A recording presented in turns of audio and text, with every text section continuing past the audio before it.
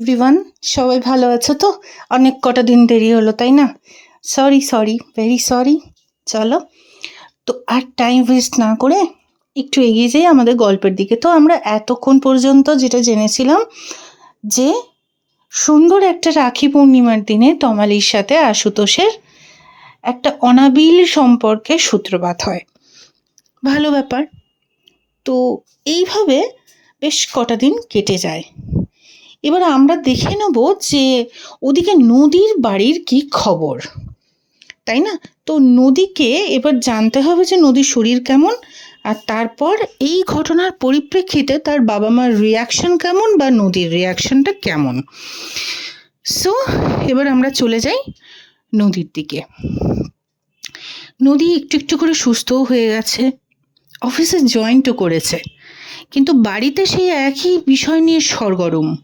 নদীর বিয়ে, সেটেলমেন্ট আর সাম্যর সঙ্গে সম্পর্ক না রাখার বারবার একটা কথা। নদীর ব্যবহার আচরণ দেখে তার বাবা একটু আশ্চর্য ছিল, কারণ বাবা কিছু জানতেন না। আর এদিকে নদীর ব্যবহারে অন্যরকম কিছু ধরা পড়ছিল, কারণ এবার যতবারই সাম্যের প্রতি একটা বিরূপ আচরণ তার বাবা প্রদর্শন করছেন বা তার এগেনস্টে কথা বলছিলেন, তখন কিন্তু নদী কোনো কথাই বলছিল না। নদী প্রায় নিশ্চুপ ছিল, কিছুটা নিষ্পৃহ। তাই আর ওই দিকে কথা নাই গিয়ে নদীর সেটেলমেন্টের ব্যাপারে একটু তোড়জোড়টা বাড়িয়ে দিয়েছিলেন নদীর বাবা। কিন্তু এখন প্রশ্ন হলো, নদীর বাবার এমন কোন ডিসিশন ছিল যেটা সাম্যের সাথে বিয়ে যদি নাও হয় তাহলেও নদীর ঠাকুমা এবং স্পেশালি ওর মার আপত্তি ছিল। তাহলে এবার আমরা জেনে নিই সেই ব্যাপারটা কি ব্যাপার। বেসিক্যালি নদীর বাবা অত্যন্ত প্রোগ্রেসিভ মেন্টালিটির মানুষ হলেও হয় না কিছু কিছু জিনিস, যে মানুষ যতই প্রোগ্রেসিভ হয়ে যায় কিছু জিনিস তার মাথায় ধরাই থাকে। তো এইরকমই একটা ব্যাপার হলো যে নদীর বাবা কিন্তু যতই প্রোগ্রেসিভ হন একটু সেকেলে ছিলেন। তাহলে এই সেকেলে ব্যাপারটা কি? সেকেলে ব্যাপারটা হলো এটা যে নদীর বাবা মন প্রাণ থেকে বিশ্বাস করতেন একটু পুরাতত্ত্বে। পুরাতত্ত্ব মানে হলো গ্রহ নক্ষত্র, হরোস্কোপ অ্যান্ড অলস এভরিথিং। তো নদীর হরোস্কোপ নিয়ে একদিন অতি বিশ্বস্ত জায়গায়, যেখানে বংশানুক্রমিকভাবে নদীর পরিবারের বাকি সবার জন্মপত্রিকার বিশ্লেষণ হয়েছিল, সেইখানে আলোচনা করেছিলেন নদীর বাবা। এবং সেখান থেকে স্পষ্টতই জানানো হয় যে নদীর কিন্তু এই সম্পর্ক টিকবে না। টিকবে না তো বোঝা গেল, কিন্তু যদি না টেকে তাহলে তার নির্ণায়ক ব্যবস্থা কি, তাতে এক অদ্ভুত তথ্য সামনে আসে। সেখানে স্পষ্টত জানানো হয় যে নদীর নাকি বেজাতে বিয়ে হবে। তারপর থেকেই নদীর বাবার টেনশন শুরু। কিন্তু এও স্পষ্ট ছিল যে বেজাতে যদি বিয়ে হয় সেই বিয়ে শুধু টেকসই না, তাতে নদীর ভীষণ ভালো হবে। নদীর পরবর্তী জীবনযাত্রা অত্যন্ত উন্নততর হবে। তো সেই কথা চিন্তা ভাবনা করতে করতে প্রায় একটা বছর কাবার হয়ে যাবার পর নদীর বাবা প্রায় মনস্থই করে নিয়েছিলেন যে অবাঙালি যদি বিয়ে হয় তাহলে কেননা আমরা সেদিকেই ভীষণ করে খোঁজখবর নিয়ে একটা উচ্চবৃত্ত শুধু নয়, উচ্চ মানসিকতার একটা মানুষ এবং তার পারিবারিক দিক থেকে বিশ্লেষণ করে আমরা কেননা এগোবো। তো সে মতো ক্ষেত্রে নদীর মা, তার পিসিরা, মাসিরা, নদীর ঠাকুমা সম্পূর্ণ নদীর বাবার এগেনস্টে চলে যায়। সঙ্গে নদীরও আপত্তি থাকে, কিন্তু এই সাম্যের সাথে দূরত্ব, সম্পর্ক ভেঙে যাওয়া ইত্যাদি সব কিছুকে কেন্দ্র করে নদীর মানসিক অবসাদের জায়গা এমন একটা চলে যায় যে নিজের ভালো মন্দ ইত্যাদি নিয়ে তার এত রূপরেখা সম্পূর্ণ চিন্তাভাবনা আর আসতে থাকে না। সে অনেকটা বেশি নিষ্পৃহ হয়ে যায়। আর এই নিষ্পৃহতাকে মৌনম সম্মতিক্রম তার বাবা ভেবে নেয় যে হয়তো নদী তার বাবার এই সিদ্ধান্তকে এবার সম্মতি দিচ্ছে। আর এই সম্মতি সূচক নিস্তব্ধতাকে মাথায় রেখে নদীর বাবা এগিয়ে যায় একদম পোক্তভাবে অবাঙালি সমুদায়ের বিবাহ আসরে, যেখানে কিনা দেখে শুনে ভেবে চিনতে ওই ম্যাট্রিমনি গোছের ভাবনা চিন্তা থেকে বেরিয়ে সেকেলে ঘটক বৃত্তি করে অবাঙালি বিয়েরই ছেলের খোঁজ করতে থাকে নদীর বাবা। এই হলো ব্যাপার। তো নদী এতে কোনো কথাই বলে না, কারণ তার কাছে এরকম একটা ভাবনা চিন্তা হয়ে গেছে যে যখন আমি তোমায় পেলামই না, আর আমি কার হলাম, কেমন আমার জীবন কাটলো, আমি খেলাম কি খেলাম না, ভালো থাকলাম কি থাকলাম না, কোনো ভালোবাসার পরশ আমার হাতে হাত রাখলো, নাকি একটা শক্ত কঠিন হাত আমাকে শুধু করায়ত্ত করতে এগোচ্ছে, সেটাও ভাবার মতন নদীর মানসিকতা আর রইল না। যাই হোক, এটা ছিল নদীর বাড়ির এখনের পরিস্থিতি। তো যাই হোক, তমালি এটা সম্পর্কে একটু একটু শুনেছিল, বাট ওই আর কি, যা হয়, বন্ধু যদি সেটা ইন্টারেস্টেড না থাকে তাহলে সেই নিয়ে মাথা যন্ত্রণা করে আমাদের কি লাভ। ইনফ্যাক্ট আপনারও যদি বন্ধু এরকম হয়, আপনিও মাথা দেবেন না। আমারও যদি বন্ধু এরকম হয়, আমিও মাথা দেবো না, যতক্ষণ না পর্যন্ত বন্ধু ভাবতে বলছে তখন। যাই হোক, এইরকম একটা পরিস্থিতি এইদিকে। আর অন্যদিকে তমালি আর আশুর সম্পর্কের মিষ্টতা দিনে দিনে আরও গুড়ের চেয়েও মিষ্টি হচ্ছিল কদিনের মধ্যেই। এরই মধ্যে গোপাল পুজো উপলক্ষে প্রথম তমালির পা পড়ল আশুর উত্তরপাড়ার বাড়িতে। সেখানে পা পড়া মাত্র তমালি বুঝতে পারল যে বোধহয় হয় না যে আমরা কোথাও একটা বেড়াতে গেলাম, আর গিয়ে মনে হলো না বেড়াতে আসিনি, আমি এখানেরই। ঠিক সেই রকমই তমালির মনে হলো যে সে বুঝি এই বাড়িরই একজন কেউ। বহুদিন পর্যন্ত ডিট্যাচমেন্টের পর ফেরত আসলে যে অবস্থাটা সৃষ্টি হয়, কোথায় রাখবো, কোথায় থাকবো, কিভাবে বসাবো, কিভাবে আমার বাচ্চাকে সুন্দর রাখবো, সে কিসে খুশি হয়, এই ভাবনায় বাবা মা যেমন ভাবিত হয়ে পড়ে, বা বাড়ির অন্য বড় সদস্যরা, ঠিক তমালি আশু জন্য ঠিক এইরকমই একটা মানসিকতা তার মা, আশুর মাসিরা, বাকি বাড়ির প্রতিটি সদস্য এমনই কিছু বিহেভ শো করলো। তাতে তমালির যে ভাইবটা মনে হয়েছিল সেটা হলো এটা, যে এই বাড়িটার সবটাই আমার, প্রতিটা মানুষ আমার, আমি কিছুতেই এদেরকে হারাতে চাই না, হারাতে আমি দেবই না, যে কোনো মূল্যেই না। তো গোপাল পুজোর দিনকে আশু একটা মোক্ষম সুযোগ পেয়ে গেল তমালির কাছ থেকে নদীর ব্যাপারে সব কিছু জানায়। দুপুরের দিকে যখন বাড়ির পরিবেশ একটু হালকা, সবাই একটু বিশ্রাম টিশ্রাম নিচ্ছে খাওয়া দাওয়ার পর, পুজোর পর, তখন তমালিকে নিয়ে ঢুকলো আশু নিজের ব্যক্তিগত ঘরে, যেখানে বসে তারা নানা রকম আলাপ আলোচনা করতে করতে তমালিকে আশু জিজ্ঞাসাই করে ফেললো এবার নদীর ব্যাপারে। তমালি শুরু করলো তাদের বন্ধুত্ব কোথা থেকে শুরু, কতদিনের বন্ধুত্ব, সেই স্কুল কলেজ ইত্যাদি চাকরি, এসব ব্যাপারে কথা বলা শুরু হলো। বলতে বলতেই একটা জায়গায় সে থমকে গেল, যেখানে সাম্যের সাথে প্রথম আলাপের কথা আসতেই তমালির চোখগুলো যন্ত্রণা, কষ্ট, রাগে ভরে গেল। আশু বুঝতে পারলো যে বন্ধুর কষ্ট দেখে তমালি বোধহয় এই ব্যাপারটা নিতে পারছে না। আশু এবার ইচ্ছা করে প্রসঙ্গ পরিবর্তন করতে চাইল, কিন্তু তমালি কিন্তু সেই প্রসঙ্গ কিছুতেই পরিবর্তন না করে বাকি সমস্ত কথা ধীরে ধীরে আশুকে বলতে লাগলো। প্রায় প্রতিটি ঘটনা এমনভাবে আশুর চোখের সামনে ভাসিয়ে উঠল, মনে হলো যেন আশু সামনে দাঁড়িয়ে ঘটনা ঘটতে দেখেছে।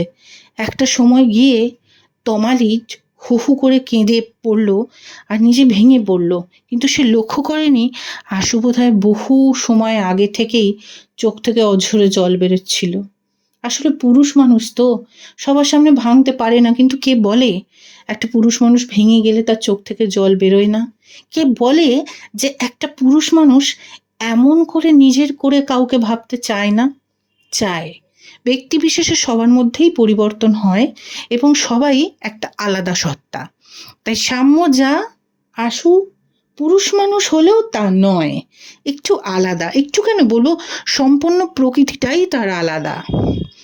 তাই নদীর ওপর ঘটে যাওয়া সমস্ত ঘটনার যে যন্ত্রণাক্রম সেটা বোধহয় কখন আশুকে গ্রাস করেছিল তমালি লক্ষ্য করেনি। যখন লক্ষ্য পড়ল তখন অবাক চিত্তে তমালি আশুর দিকে তাকে বলল, দাদা তুমি কাঁদছো? কাঁদছি না না না না, আমার ওই একটু মাথাটা ধরেছে জানিস তো, আসলে এত চাপ চলছে। কথাটা ফুরোলো না। তমালি খুব কাছে গিয়ে আশুকে চেপে ধরে কাঁদতে শুরু করলো। দাদা, আমার বন্ধুটা খুব ভালো, ওর সাথে কেন এমন হলো গো? কেন এমন হলো বলো? হতেই তো পারতো সাম্যর সব কথা বুঝতো, কিন্তু বুঝলো না, জানো, কিছুতেই বুঝলো না। এই বলে দুজনে এত কাঁদতে শুরু করলো যে ভাবার বাইরে। ওরা জানতো না যে ঘরের আধভেজা দরজার পিছনে কেউ একজন ছিল যে সব কথা শুনে ফেলেছিল। সেটা আর কেউ না, রিনা। রিনা দেবী সব কথা শুনে নিয়েছিল আশু আর তমালির মধ্যের। তাই রিনা দেবীর বিচক্ষণ মস্তিষ্ক বুঝতে অসুবিধে হলো না আশুর মানসিক পরিবর্তন, বডি ল্যাঙ্গুয়েজ, বিহেভিয়ার এত পরিবর্তিত কেন। এরপর আর কিছু বলার বোধহয় খুব একটা যে প্রয়োজন পড়ে তা তো নয়। যাই হোক, ওরা জানান পেল না যে মা তাদের সমস্ত কথা অনেক ভালোভাবেই অবজার্ভ করে নিয়েছে। রীনা দেবী অতি সতর্ক সন্তর্পণে সেখান থেকে চলে গেলেন তার বোনেদের সাথে গল্প জুড়তে। এই পর্যন্ত যা হলো সেটা একরকম, কিন্তু ঘটনা ঘটল সেদিন যেদিন তমালি 3-5 পর নদীর সাথে দেখা করতে এক রবিবার তার বাড়ি পৌঁছালো। বাড়ি পৌঁছে তো সে চোখ কপালে ওঠার জোগাড়। কোথাকার কে রাজপুত, কোথাকার কে সিংজি, কোথাকার কে পাগড়ি পরা, একগাল দাড়িওয়ালা, অজস্র ছবি নদীর বিছানায় সাজানো, সঙ্গে তাদের নাম, অকুপেশন, সমস্ত কিছু। তমালি অদ্ভুতভাবে তাকে বলে, হ্যাঁ রে, কী ব্যাপার, এইসব কাদের ছবি? আর এই তো সব বাঙালি রে। হ্যাঁ, তোকে তো আমি বলেইছিলাম বাবা চাইছে, আমার নাকি হরোস্কোপে আছে। হরোস্কোপে আছে বলে একটা অচেনা অজানা, তুই ওখানকার কালচার মানিয়ে উঠতে পারবি? তুই পারবি এদের মধ্যে নিজেকে মিশিয়ে নিতে? দেখ, বিয়েটা কিন্তু অত সস্তা জিনিস না যে আজ ভালো লাগলো আমি ওটার মধ্যে থাকলাম, কালার পছন্দ নেই আমি ওটা সরিয়ে দিলাম, এরকম হয় না রে। আমরা সাধারণ মধ্যবিত্ত পরিবারের মানুষ তো, আমাদের কাছে সম্মানটাই আমাদের ক্যাপিটাল। আর এইরকম একটা বিবাহ বিচ্ছিন্ন মানুষকে সমাজ কী চোখে দেখে নিশ্চয়ই তোকে বোঝাতে লাগবে না। বিবাহ বিচ্ছিন্ন, ওসব বিচ্ছিন্ন টিচ্ছিন্ন মানসিকতার ব্যাপার রে। আমার মন মস্তিষ্ক সব শেষ। যেটা তুই দেখতে পাচ্ছিস সেটা আমার শরীর, ওটা একটা মেশিনের মতো, যেমন চালাবি তেমন রেগুলেট হবে। আর বিচ্ছিন্ন টিচ্ছিন্ন কিছু হবে না রে। আমার যদি কেউ চাবুকও পেটা করে আর কিছু যায় আসে না। নদী, প্লিজ তোর এই সমস্ত দার্শনিক কথাবার্তা বন্ধ কর। এটা লাইফ, ওকে? এটা লাইফ, লাইফটা এইভাবে চালানো যায় না। শোন, আমি কাকুর সাথে কথা বলছি, এসব ইমিডিয়েট বন্ধ কর। না, কিছু বন্ধ করতে হবে না। যদি ভোলা পরমেশ্বরের এটাই ইচ্ছা হয় যে আমাকে অবাঙালি বাড়ির বউ করবে তো করবে, কতই তো বিয়ে হয়, তাই না? কত লোকই তো প্রেম করে বিজাতে বিয়ে করে, তার বেলা কি? হ্যাঁ করে, কিন্তু তোর কথাটার উত্তর তোরই লুকোনো আছে। তো কি বললি, প্রেম করে? প্রেমটা আসে কোথা থেকে রে? মন থেকে। আর তখন কি হাঁড়ি, কি ডোম, কে কি আমরা দেখতে যাই? দেখি না, কিন্তু এখানে তো দেখে শুনে তোর বিয়েটা হচ্ছে, তাই না? অনেক কিছু অগ্রপশ্চাৎ চিন্তা করতে হবে।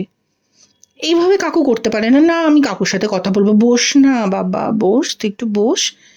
আচ্ছা, আমার বিয়ে হচ্ছে, আমার কিছু মনে হচ্ছে না, তুই কেন এত টেনশন করছিস? তোর কেন মনে হবে? তুই তো একেবারে পাগলিনী হয়ে গেছিস, পাগলিনী রাধা হয়ে গেছিস, তোর মাথা খারাপ হয়ে গেছে, তুই আর তোর মধ্যে নেই, তুই কি করে ভাববি? তোর তো ভাবার দরকারই নেই। তোর মনে হচ্ছে যা হচ্ছে হতে দাও, লুটে খাক সব, তাই না? তাই না? নিজেকে বড্ড বেশি শের সিং মনে করছিস তুই, দেবদাসী হয়ে ঘুরে বেড়াবি। লাইফটা না এটা হয় না, ঠিক আছে? কিছুদিন পর তুই যা ভাবছিস যন্ত্রের মতো চলবি, যন্ত্র মানুষ হয়ে যাবে, আর মানুষের সব বৃত্তিগুলো তোর মধ্যে আবার জেগে যাবে। তখন তুই পালিয়ে বাঁচতে পারবি না, বুঝেছিস? সুতরাং মুখটা তুই বন্ধ রাখ। আচ্ছা, এতদিন তো নিজের মনের মতো করে চলার চেষ্টা করলাম, পরিস্থিতির বিরুদ্ধে গেলাম, তাতে কি হলো বল? সব তো শেষই হয়ে গেল, তাই না?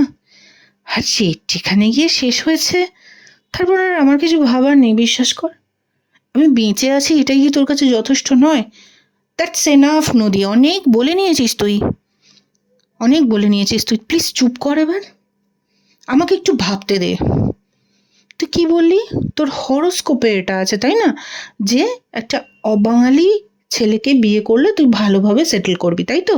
তাই কাকু চাইছে লজিক্যালি যে যদি অবাঙালি বিয়ে দিতে হয়, ভালোভাবে দেখে শুনে বিয়েটা যাতে হয়।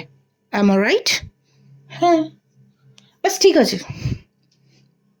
কি ঠিক আছে বাবা? এখন কি তুই অবাঙালি ছেলে খুঁজতে বেরোবি? আমি ছেলে খুঁজতে কেন বেরোবো? ভগবানকে বলবো যাতে তোর সাথে এমন একটা অবাঙালি ছেলের দেখা হয়ে যায় যে তোকে ভীষণ করে ভালোবাসতে পারে। দ্বিতীয়বার প্রমাণ হয়ে যায় যে যেটার মধ্যে তুই ছিলিস না এতগুলো বছর, ওটা কোনো সম্পর্কই না। আর শোন, একটা কথা বলি তোকে, দেখ আমি প্রেম টেম করিনি, কিন্তু আমি যেটা বুঝেছি, প্রেম এমন একটা জিনিস না যেটা হয়ে যায় রে, যেটা রুখে রাখা যায় না। আর একবার যখন হয়ে যায় তখন সেটা থেকে আর বেরোনো যায় না। যদি এটা হতো না, আই এম শিওর দ্যাট তুই এতক্ষণ বাঁচতিস না। ওটা প্রেম না রে, ওটা কিচ্ছু না, জাস্ট কিচ্ছু না। ভগবান যদি সত্যি হয়, আর আমার তোর বন্ধুত্ব যদি সত্যি হয়, আমি তোকে বলছি তোর লাইফে এমন একজন কেউ আসবে যে তোকে প্রথম অনুভব করাবে প্রেম কি জিনিস, বুঝলি? চল ভাগ এখান থেকে, বাজে বাজে যত ছবি নিয়ে ও ছবি বাঁচতে বসেছে। রাখ, সরা এসব। এই বলে ছবিগুলো প্রায় মুছড়ে দেওয়া ছেড়ে একটু সরিয়ে দিল বিছানা থেকে, দিয়ে ধপাস করে ওখানে শুয়ে পড়ে চোখ বন্ধ করে তমালি কি যেন একটা চিন্তা করতে শুরু করলো। তারপর চোখ খুলে বলল, শোন, আমার আজ একটু তাড়া আছে, আমি বেরোবো। তাড়া আছে? তুই 6 দিন কোথায় ছিলিস রে? আর আর তোরা তো তাড়ার কি আছে? না, আমার তাড়া আছে। তা কেন, থাকতে পারে না নাকি? না, থাকতে নিশ্চয়ই পারে, আমি কি একবারে বলছি থাকতে পারে না, কিন্তু এখন হঠাৎ এরকম বেটক্কার টাইমে তোর তাড়া কিসের? না, আছে বললাম তোমার তাড়া আছে, আমি এখন বেরোবো। বলে তমালি একটা ফোনের নাম্বারে ডায়াল করে বললো, খানিকক্ষণ রিং হতেই ফোনটা ধরে ওই পাশ থেকে কি বললো সেটা নদী শুনতে পেলো না, শুধু এইটুকু তমালি বললো, শোনো, একটু তাড়াতাড়ি আসো তো শ্রীরামপুর স্টেশনে, আমার তোমার সঙ্গে ভীষণ আর্জেন্ট প্রয়োজন আছে। ওই পাশ থেকে আবার কি বলল নদী শুনতে পেল না। এ বলল, উফ, তুমি কত কথা জিজ্ঞেস করো না, বাস বললাম তো আমি ঠিক আছি, তুমি এসো, আমি বাকি কথা তোমাকে ওখানেই বলবো। বলে ফোনটা ডিসকানেক্ট করে তোমার ব্যাগটা নিয়ে উঠতে যাবে কি না, নদী হাত ধরে বলে, শোন, তুই কার সাথে দেখা করতে যাচ্ছিস রে? প্রেম করতে যাচ্ছি না, বাস শান্তি। আর যদি করি তোকে বলে করব, তোর চিন্তা নেই, তুই বস পাকা। বলে নদীকে প্রায় ঠুকে বিছানায় বসিয়ে দিয়ে দরজা দিয়ে বেরোনোর সময় তমালির বাবার সাথে প্রায় মুখোমুখি দেখা হয়ে গেল। তমালি নদীর বাবাকে হ্যালো বলে বলল, কাকু, তা মেয়ের জন্য একটা অবাঙালি সুপুরুষ ভালো ছেলে খুঁজছেন? সুপুরুষ খুঁজছি না তমালি, একটা এমন মানুষ যে ওকে ভালোবাসতে পারবে, সারা জীবন ভালো রাখতে পারবে। তাতে যে প্রচণ্ড উচ্চবিত্ত তাকে হতে হবে এমন নয়, কারণ আমাদের জীবনে প্রয়োজনটা তো ছোট, তাই না? তাই চাহিদার আকাশ বড় হয়নি এমন একটা ছেলেকে খুঁজছি যে ওকে অল্পেই সুখ দিতে পারবে, শান্তি দিতে পারবে, আর ওকে দ্বিতীয়বার ভালোবাসার সম্পর্কে বিশ্বাস করাতে শেখাবে। এক্স্যাক্টলি কাকু, I am agree with you. আমি আপনার সাথে 100% এতে হ্যাঁ বলছি, কারণ মানুষের গায়েতে যা ট্যাগটা লাগানো থাকে ধর্মে, সেটা যে বিশেষ গুরুত্বপূর্ণ নয় সেটা আমরা জানি। তাই আপনি যা ভেবেছেন তাতেই আপনি স্টিক থাকুন। আমিও একটা কিছু ভেবেছি, বাট আপনাকে পরে বলবো। তুই আবার বাচ্চা মানুষ কি ভাবছিস রে? উফ কাকু, কতদিন আমাকে বাচ্চা বানিয়ে রাখবে? আমার তো বন্ধু, তাই না? আমার কি একটু ভাবার কোনো অধিকার নেই? অ্যাবসলিউটলি আছে বাবু। তুই ওর থেকে অনেকটা ম্যাচিওর সব দিক থেকেই, নিশ্চয়ই ভাববি। ঠিক আছে, তাহলে এই ভাবা শেষে কবে কথা হবে আমাদের? খুব তাড়াতাড়ি কাকু। প্রসেসিং, গোয়িং অন বলেই একগাল হাসি হেসে তমালি বেরোনোর আগে একটা জোরালো সুন্দর মিষ্টি টাটা করাতে নদীর বাবা গাল দুটো টিপে দিয়ে তমালি বলল, পাকা মেয়ে আমার, যা সাবধানে যা, স্কুটি আসতে চালাবি। ওকে, টাটা বলে বেরিয়ে চলে গেল তমালি। এইবার তমালি গিয়ে সোজা শ্রীরামপুর স্টেশনের পিছন দিকটাতে ওয়েট করতে লাগলো, সেখানে লোকজনটা একটু কম ছিল বলে। এইবার ফোনের ওপারে কে জন ছিল? আরে আর কেউ না, আমাদের আশু। কারণ তমালি ঠিকই করে নিয়েছিল, সে যতগুলোই প্রবলেমে পড়ুক না কেন তার দাদা তাকে সেভ করবেই, আর সেভ করতে আসবেই। তো সুতরাং এইবার শুরু হলো বিবাহ অভিযান। কারণ অবাঙালি ছেলের হাতে যদি সে তার সব থেকে প্রিয় বন্ধুকে তুলেই দেয়, তাহলে সেই ছেলেটা আশুর মতোই হওয়া দরকার। কারণ এ যাবৎ সে যত মানুষকে দেখেছে, আশুর থেকে সুন্দর মানসিকতার মানুষ সে কখনো দেখেইনি। সো দ্যাটস ওয়াই আর ভাবার কোনো অপশান নেই। আশুর ঘাড় মোটকে সে নদীকে নিজের বৌদি বানাবে, এটাই হলো ফাইনাল ভেঞ্চার। তো আশুকে এই কথাটা বলার আগে ষষ্ঠাঙ্গে জিজ্ঞেস করলো, দাদা তুমি কারোর সাথে প্রেম করো? আশু হাঁ করে তাকিয়ে নদীর দিকে তাকিয়ে বললো, এই কি প্রশ্ন গড়িয়া, তুমি হঠাৎ এইটা কি বলছো? আমি যা বলছি সেটা খুব সোজা দাদা। তুমি কি কারোর সাথে এঙ্গেজ আছো? কাউকে ভালোবাসো? না মানে আমি আমি কি তুমি কাউকে ভালোবাসো, পছন্দ করো? সে কি জানে সব কিছু? না। তার মানে আমার একজনকে খুব ভালো লাগে। আজকাল তার কথা আমি বারবার ভাবি, তার কষ্টে কষ্ট হয়, তার আনন্দে আমার ভালো লাগবে মনে হয়। মনে হয় সমস্ত চোটের ওপর নিজেকে মলম বানিয়ে দিই। মনে হয় তাকে এত ভালো রাখি, এত যত্ন করি, যেন তার আর কোনো কষ্ট না থাকে। যদি এটাকে প্রেম বলে, তাহলে absolutely yes, I am in love. উরে বাবা রে বাবা, থামো থামো থামো, কে সে ভাগ্যবতী মহিলা গো? এই প্লিজ বলো দাদা। যদি বলে দিই তুই যদি রেগে যাস? আমি রেগে যাব কেন? আসলে তুই লাভ অ্যাট ফার্স্ট সাইটে বিশ্বাস করিস? লাভ অ্যাট ফার্স্ট সাইট, হ্যাঁ আমার হয়নি, তবে যাদের হয়েছে তো হয়েছে, বিশ্বাস না করার কি আছে? কেন? আসলে তোদের সাথে যেদিন আমার প্রথম দেখা হয়, তুই আর নদী ম্যাডামের সাথে, সেদিনই আমি নদীর প্রেমে পড়ে গিয়েছিলাম। বুঝেছি হয়তো অনেকটা দেরিতে, বাট নদীর শাম্যকে ভালোবাসে এটা জানার পর খানিকটা কষ্ট পেয়েছিলাম। তবে মনে মনে চাইতাম যে যাকে ভালোবাসে সে যেন তার হয়। কিন্তু তারপর দেখলাম ওদের মধ্যে ব্রেকআপ হয়ে নদী ম্যাডামের অবস্থা ভীষণ খারাপ। তারপর থেকে কিছু ভাবতে পারি না রে। বাস কাজের ফাঁকে ফাঁকে যখনই ওর কথা মনে পড়ে মনে হয় ও কি করে ভালো থাকবে। ওকে ওকে, চিল। তার মানে ব্যাপারটা এটা? বাহ, এটা ভালো ব্যাপার, খুব ভালো ব্যাপার, ভালো ব্যাপার। তো কি মাথা খারাপ নাকি? নদী যদি একবার, আমি এটাও ভেবে নিই যে ঠিক আছে চলো ওকে কনভিন্স করে নেবো, কিন্তু নদী বাঙালি, মানে তোরা বাঙালি সম্প্রদায় আর আমরা অবাঙালি, তুই বুঝতে পারছিস তো ব্যাপারটা কি দাঁড়াবে? আর দাঁড়াবে। আসলে দাদা কি জানো, মানুষ যখন মন দিয়ে ভালোবাসে না কাউকে, তখন ভোলা মহেশ্বরও বুঝে যায় যে বন্দে কো অভি না দিয়া তো ক্যা দিয়া। ওহ, খুব পেকেছিস। আর কি হয়েছে রে? কি হয়েছে বলবো, টু বি কন্টিনিউ। তো আমরাও বলছি to continue. Please stay tune on this channel. Please আপনারা গল্পটাকে একটু সাপোর্ট করুন, শুনুন, আমাকে জানান আর কি হলে ভালো হয়। আর কিভাবে প্রেজেন্টেশন থাকলে আপনারা খুশি হবেন। আর খুব তাড়াতাড়ি ফেরত আসবো যে তমালি কোন দুষ্টু বুদ্ধি দিয়ে আমাদের আশু আর নদীকে এক করে। ওকে, তো আজকের মতন শুভরাত্রি, টাটা, বাই বাই, সাবধানে থেকো সবাই।